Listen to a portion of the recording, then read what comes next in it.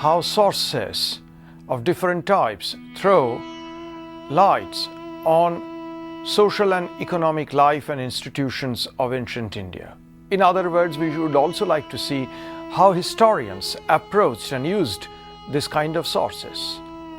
The moment we talk of social economic institutions of ancient India, one of the most important features is the study of the social structure, the Varna Jati system.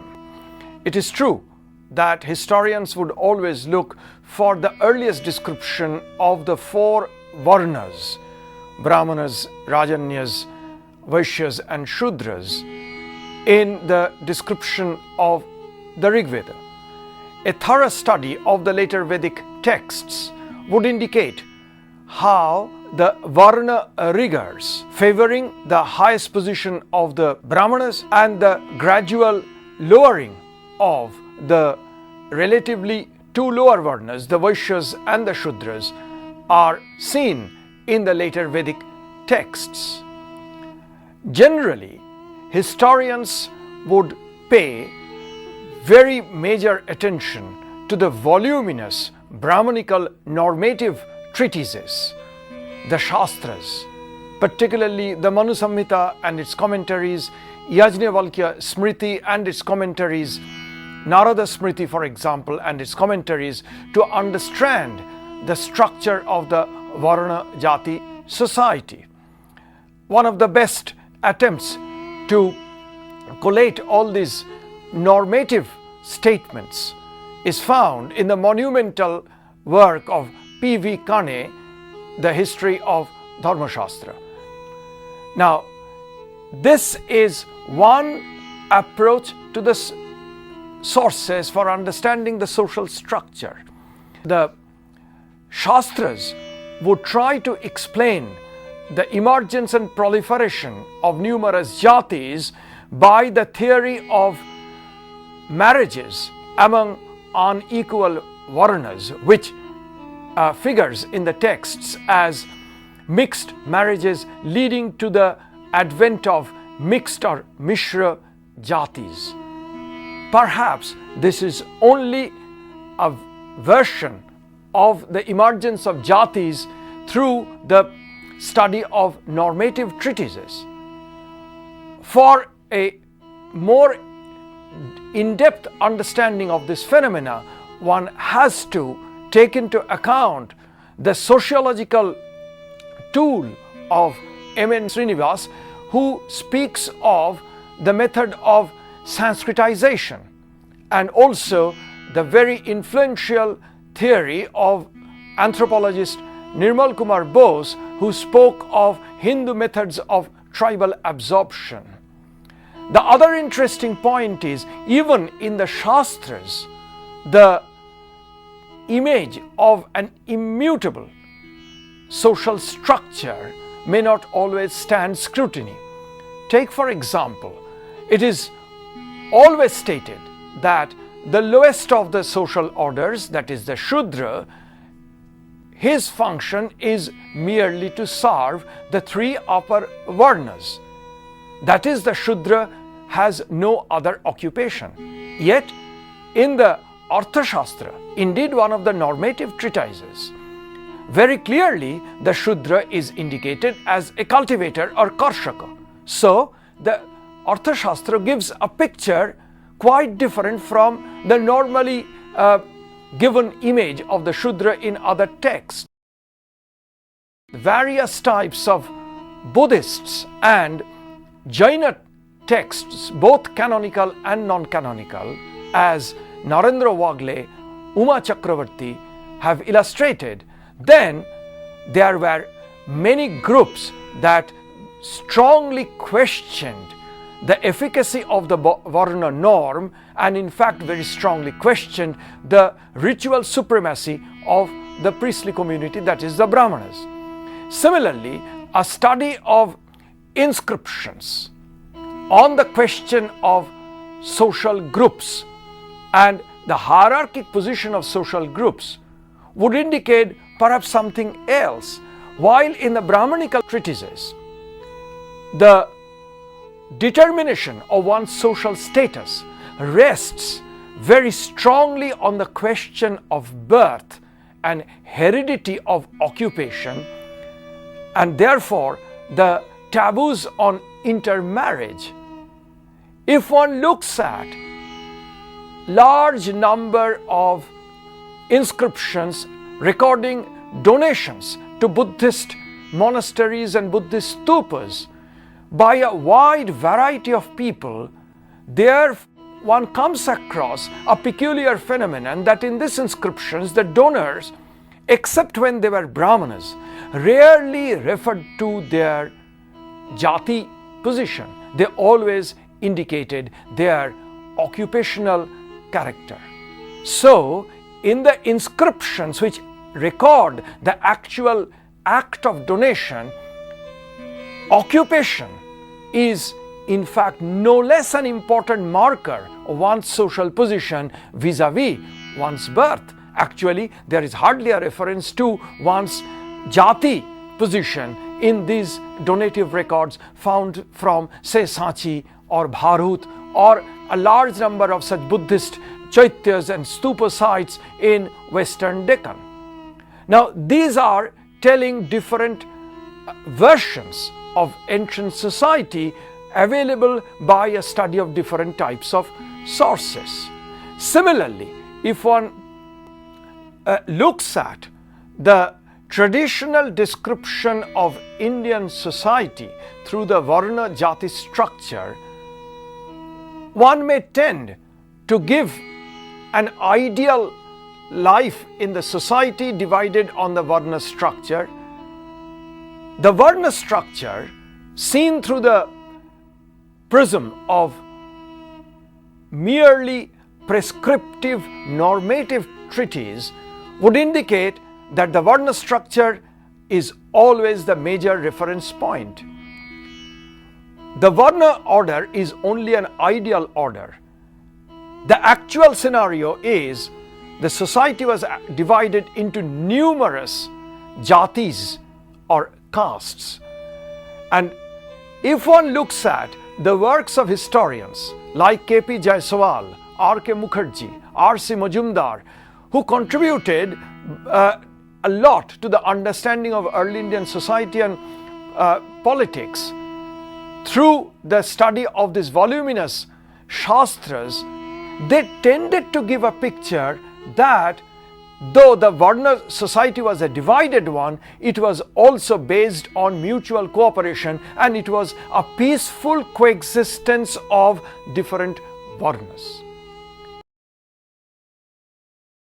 The study of other kinds of sources, even Brahminical sources, would indicate that there were very sharp social differentiation, inequalities among different social groups, and lower the social order, greater was the disability imposed on them. This is how D.D. Kosambi, R.S. Sharma indicated how from 600 to 1300 of the Christian era, there emerged a large number of jatis, most of which were seen as impure, as being burdened with various types of ritual impurities.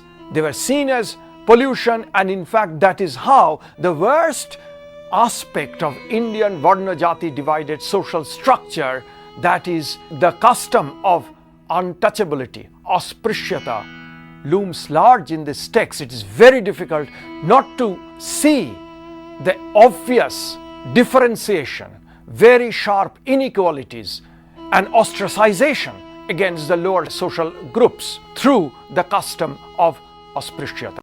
Even a visitor from elsewhere like Fashion in 5th century AD did not fail to notice that the Chandalas had to make sounds as they approached a settled society.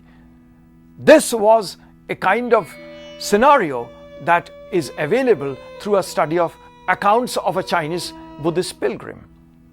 The other interesting part of the society revolves around the question of women. A famous historian of the 1930s and 40s, A.S. Altekar, by studying the voluminous literary texts, indicated that Indian women had a pretty honorable position in society and family till perhaps 1300 AD, and perhaps with the arrival of the Turkish ruling group, then the position of women in early Indian society began to deteriorate. Now, very rigorous analysis of different types of normative as well as literary texts by Kumkum Rai, by Uma Chakravarti, suggests that the basic social structure of Indian family life was patriarchal and patrilineal, and the position of the daughter as an unmarried girl child in the parental family or as wife in the husband's family was always secondary to the position of the male members, and the position of women was very often discriminated against vis-a-vis the other male members. In a society where the birth of a male child was always favored in the Shastras and in other kinds of literature more than that of a daughter, there can be very little scope of an honorable and esteemed position of women in early Indian social structure and family structure. These scholars have also pointed out that many of the literary texts, particularly the Shastras, do accord esteemed position to the mother in the family. But they have also tried to explore the sources and analyze the sources, and therefore ask a very pertinent question: whose mother? The mother of a son and the mother of a daughter have been given completely different, treated from completely different attitude in the ancient Indian treatises. So it is not merely the sources or the references to women from different sources that is being called by historians, but they try to situate those statements from sources in the context of the overall condition of the society. That is the new methodology which is emerging in recent historiography and approach to sources.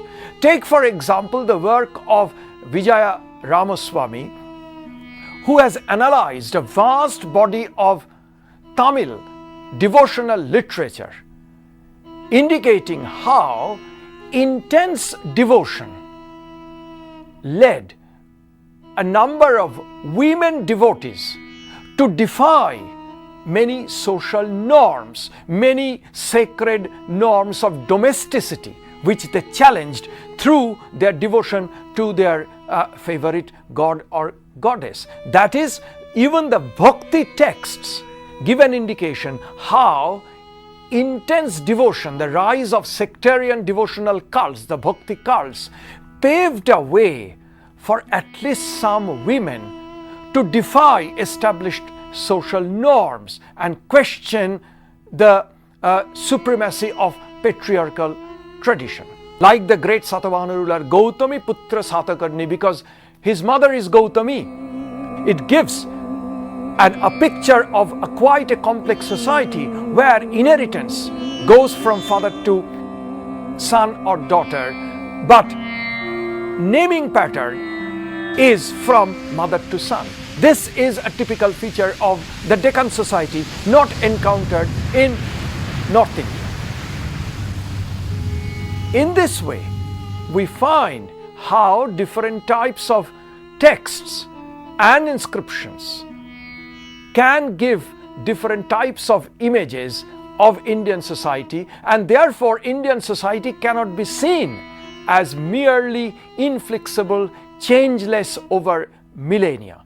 This is the major contribution of historians of recent times. They have tried to give an image of the ability of Indian society to change, perhaps change slowly, but there is a dynamics in the social life.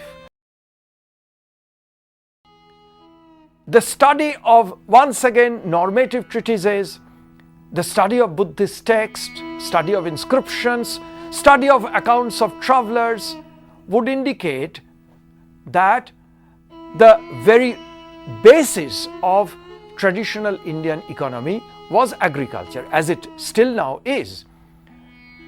And merely it cannot be appreciated through the study of voluminous Shastras.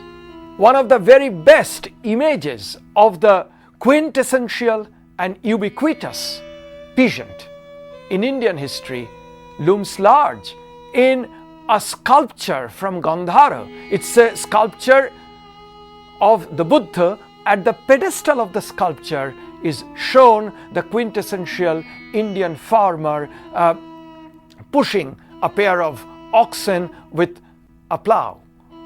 Similarly, archaeological excavations, say from Taxila or Sanchi, have unearthed agricultural implements, including the use of iron plowshare and iron agricultural tools, sickles, axes, adzes. Here we can profitably utilize field archaeological material, art historical visual material with the description available in the texts. In the study of various types of crafts and handicrafts, small scale industries, one can profitably draw very heavily from epigraphic documentation, and which has been done by a large number of scholars. If, take for example, we try to put in here the large body of archaeological materials, then one sees how actual specimens of crafts production become visible. Say, the use of iron technology that began to be visible from 700 BCE, 600 BCE, from a large number of iron tools found from excavations not only in Ganga Valley but also in some parts of peninsular India. Similarly, say the work of the jeweler, often figuring in classical Sanskrit text under the heading of the work of the Manikara, looms large in archaeological contexts when we find the actual specimen of beads made of semi-precious or precious stones.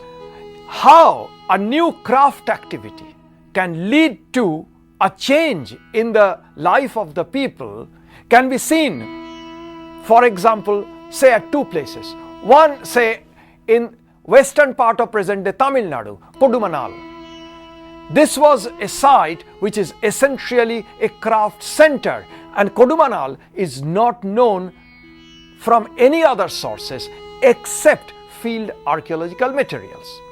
On the other hand, around say early 7th century, an inscription from Rajasthan indicates that how the discovery of a mine led to the opening up of new avenues of occupation for the people at a place called Aranya Kupagiri. Words like Aranya and Giri suggests that it was possibly a hilly and forested terrain where the opening up of a mine offers new economic activities for the people there. Now, this is how the sources can be utilized to give glimpses of different types of crafts activities. The very long held notion that Indians were essentially agriculturists and rarely took to trade, especially long distance seaborne commerce, is now open to question by a rigorous analysis of different types of sources. Yes, in the Brahminical normative treatises, the images one did not normally take to crossing of the sea, because sea is considered as a pollutant to the voyager. Yet, if we take into account how Indian scripts, Indian religions, different Indian religions, Indian language, and even some of the Brahmanas appeared in Southeast Asia, both mainland Southeast Asia and maritime Southeast Asia, one has to ask, how did they reach to these distant destinations? Obviously by crossing the Bay of Bengal. And that immediately opens up a critical approach to the Shastric injunction on the against the crossing of the sea, which is normally brought in the category of Kalivarjya, that is forbidden acts in the terrible Kali age.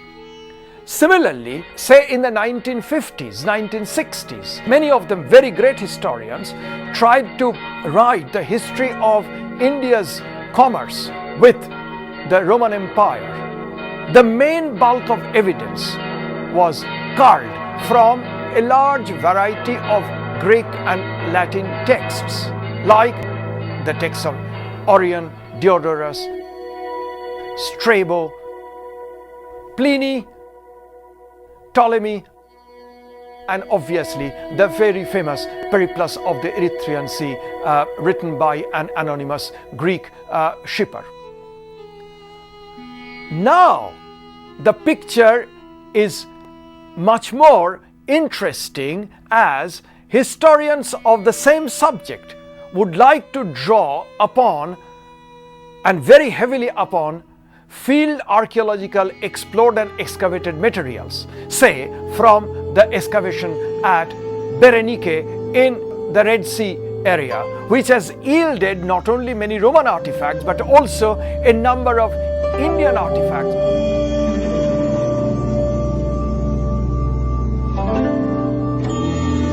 Obviously, these Indian artifacts reached the very famous port of Berenike by way of maritime commerce. Similarly, the recent excavations at Pattanam in Kerala, close to Cranganore, indicates that this is the site of the celebrated port of Muziris, celebrated in classical literature. Now, with the availability of the archaeological materials from Pattanam, one can with some degree of certainty pinpoint the actual location of the great port of Muziris, which is also known in Tamil Sangam texts as Muchiripattanam. Similarly, the port of Arikamedu, famous in the texts of Ptolemy and also Periplus of the Erythraean Sea as Poduke, we now know that how this area had a very long history, possibly from 200 BC, known from excavations and known from a particular type of pottery, and how Roman or Mediterranean pottery began to reach this particular port.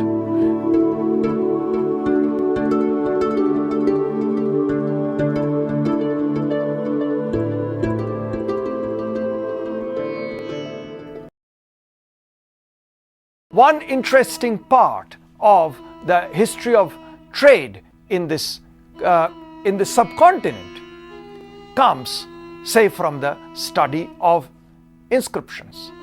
In an inscription of 466 AD from the Ganga Yamuna Doab area in North India, we find there were two merchant brothers who made some donations to a sun temple.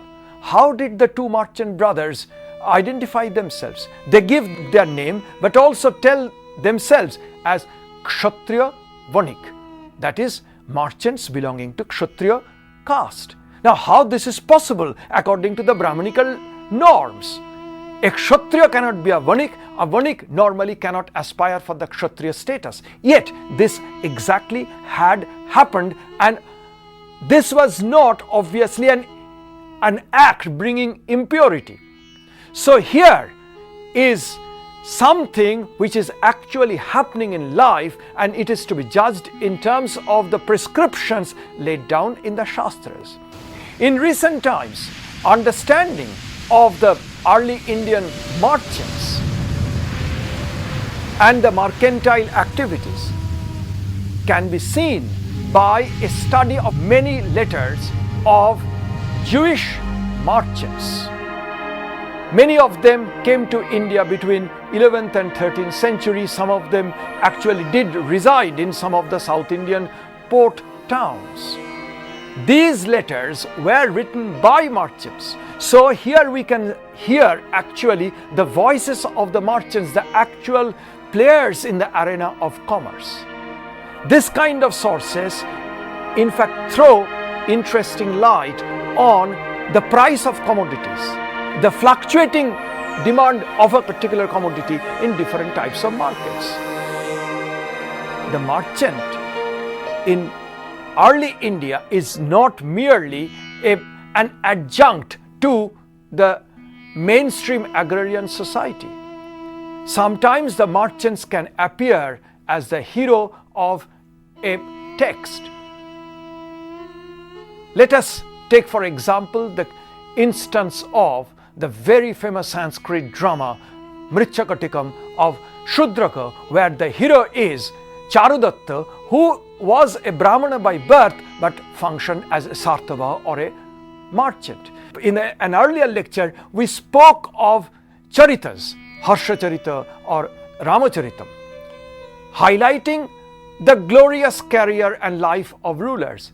The merchants themselves could be also such heroes of Charita type of texts. We know of an actual historical merchant, Jagadu, who figures in a text called Jagadu Charita of 12th, 13th century from Gujarat. Similarly, the life history of a well-known merchant, Vastupala, figures in a text called Vastupala Mahatmyam, once again coming from Gujarat. So, the study of different types of sources can give us is this, that early Indian social and economic life and institutions were neither static nor undifferentiated.